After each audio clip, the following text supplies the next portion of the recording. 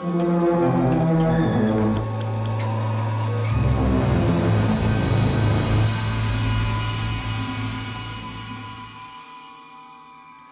Greg Edwards, and this is Sound Design in Sci Fi. How do sound designers use what we know to explain concepts and worlds that are completely alien to the audience? But first we need to talk about sound theory. By its very nature, filmmaking is an illusion. It has always been about making something staged seem real.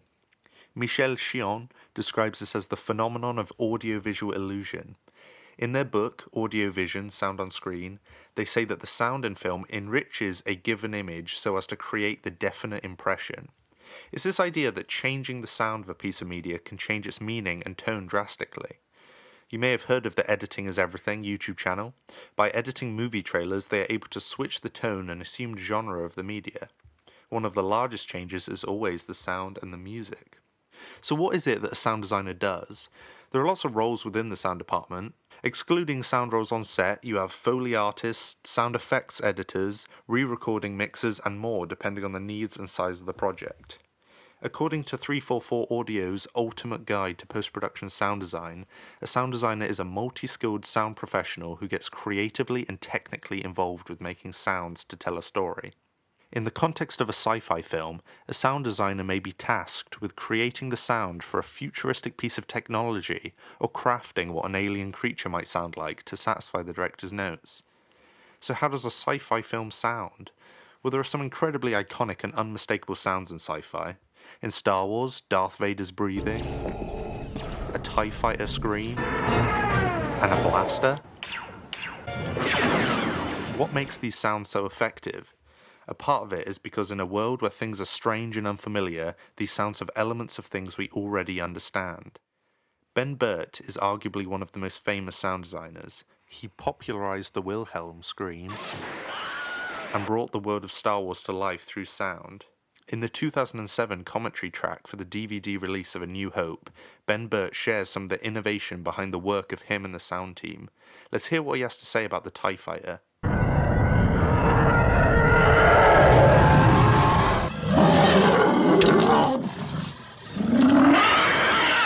Star Wars being a Fox film allowed us to, if we wanted to use some sound effects from their old classic library. And being a real fan of the old sound effects, I did pull a few things and use them here and there. But most of the effort was put into customizing original sounds for the movie. It's unarguably an iconic sound, but is it so effective because of what the sound was originally? Using animals as layers in your design is a really great technique because we already have emotional reactions to certain animal sounds ingrained in our heads, like fear, joy, tension, pride. We clearly have a subconscious reaction to animal noises. It could be something we've kept since our hunter-gatherer days. In hearing an animal's battle cry, it could subconsciously make us feel threatened. Fight or flight kicks in. David Sonnenschein would seem to agree. In his book titled Sound Design, he says animal sounds can become powerful archetypal elements, conveying subtle or intense messages when they are disassociated from their original source. Ben Burtt said in Film Sound Today, "Since we were going to design a visual world that had rust and dents and dirt, we wanted a sound which had squeaks and motors that might not be smooth sounding." It seems that Ben Burtt thinks capturing something that feels real could be more important than something that may be unique but doesn't feel like it makes sense in the world. Richard King was the sound designer for Dunkirk and Inception. In his sound design masterclass, he seems to say something similar. Overprocessing, it's easy to overdo that and make the sound like something that doesn't exist in the world anymore.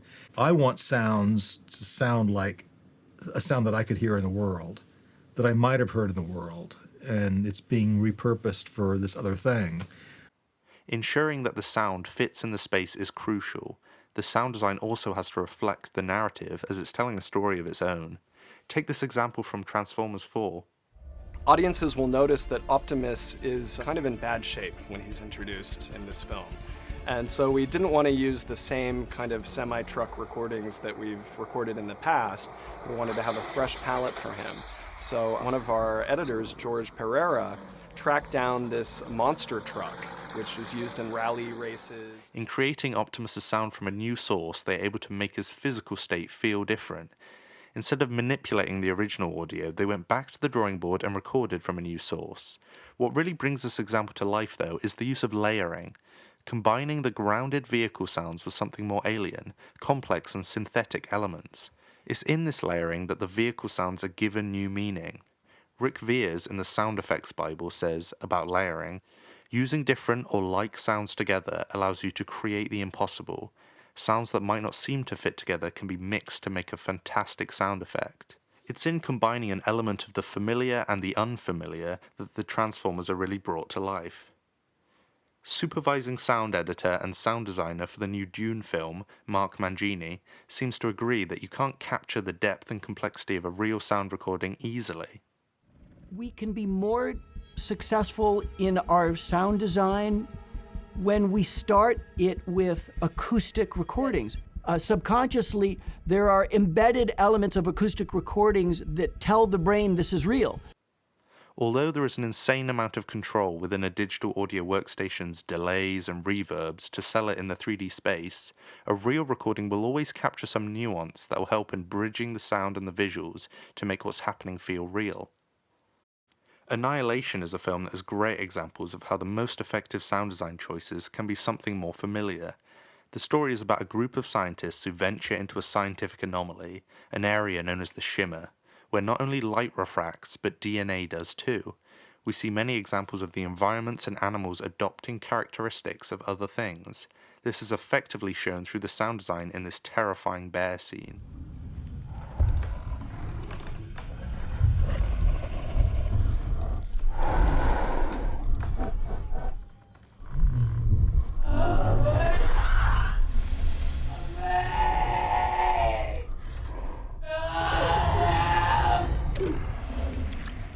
Hearing a human voice scream out in pain instantly sets us on edge. We are hardwired to react to it. The same way a baby's cries are so uncomfortable to hear. But surely the very nature of sci-fi is about creating something bizarre, something we can't recognize.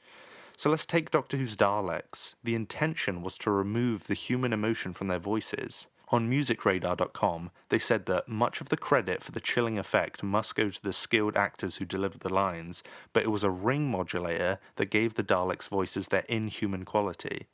It was in removing the thing that makes a voice familiar to us it became more effective. How about we use Annihilation as an example again? At the end of the film, we finally encounter the point where the alien life originated from. When the audience comes face to face with it, the sound becomes bizarre. The line between soundtrack and diegetic sound becomes blurred. This sound is so ingrained in my brain. A repeated melody is used, most likely taking inspiration from Close Encounters of the Third Kind, where they use a musical motif to communicate with the alien life. But let's not get too far into talking about music. The complexity and the lack of familiarity is what makes this moment so awe-inspiring. Perhaps it's more important to play the line of familiarity carefully. Using something familiar to the audience is a tool that can be used, but in not doing it, you can amplify the feeling that something is truly alien. Check out this dog's reaction to this moment. There's clearly something uniquely strange about the sound if a dog is captivated by it too. Let's talk psychology, because that's what we mean when sounds have a subconscious effect on the viewer. It's something ingrained in our brain that gives us a response to stimulus without us having to consciously think about it. This is what the filmmakers are trying to evoke in order to get the reaction they want out of us. Nobody would disagree that sound is a big part of why filmmaking is effective at making us feel. Here in this paper titled Arousing the Sound, they say that different studies have analysed the emotions elicited by sounds as part of a media narration, considering the presence or absence of sound. These studies have found a greater response in EDR, heart rate, and temperature in stimuli with sound effects compared to silence. In this article titled We Feel What We Hear, they say that when a sound first enters the ear, the body begins processing it on a subconscious level. As the wave progresses through the brain, it is processed by a number of increasingly sophisticated way stations, says Phil Gander, a research scientist at the University of Iowa who studies how the brain makes sense of sound.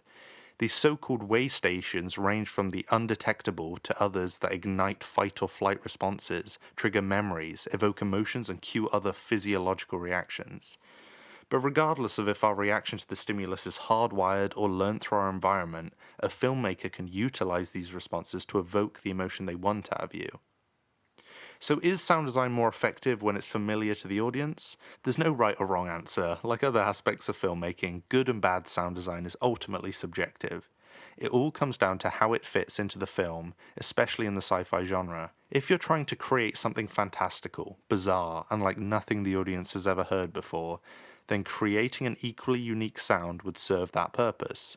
Through heavily manipulating and layering sounds, or creating something through synthesis, you can create something that no one's heard before. But if you know how you want your audience to react to a piece of alien technology, then layering the sounds with something they already have that reaction to creates a concise and clear element in your world that serves your narrative appropriately.